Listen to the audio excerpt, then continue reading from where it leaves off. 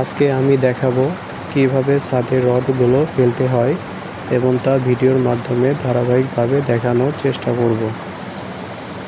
চিত্র অনুযায়ী প্রথম ধাপে রডগুলো শর্ট ডিরেকশন বরাবর মেইন রড ধরে পুরো ছাদ এরিয়াতে ফেলে নিতে হবে।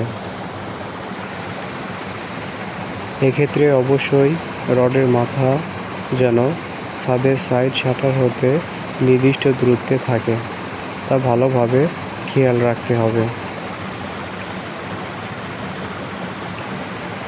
পুরো ছাদ বরাবর আমাদের রডগুলো ফেলা হয়ে গেলে আমাদের পরবর্তী ধাপ অনুসরণ করতে হবে।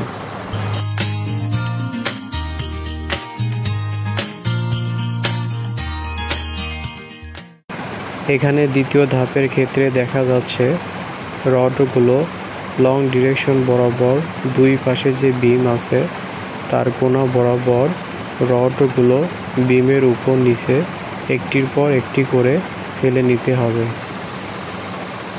অর্থাৎ একটি উপরে বিমের উপরে এবং একটি বিমের ভিতর দিয়ে রডগুলো একের পর এক ফেলে নিতে হবে।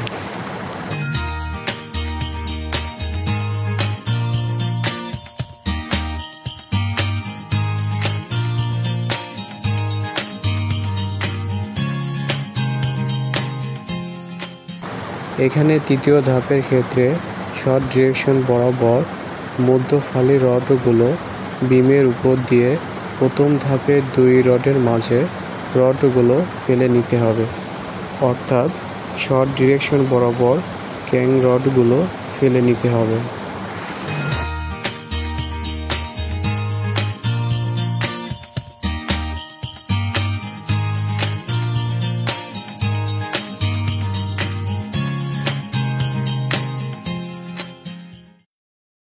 চতুর্থ ধাপের ক্ষেত্রে লং ডিরেকশন বরাবর মধ্যফালি রডগুলো বিমের ভিতর দিয়ে একটির পর একটি ফেলে নিতে হবে।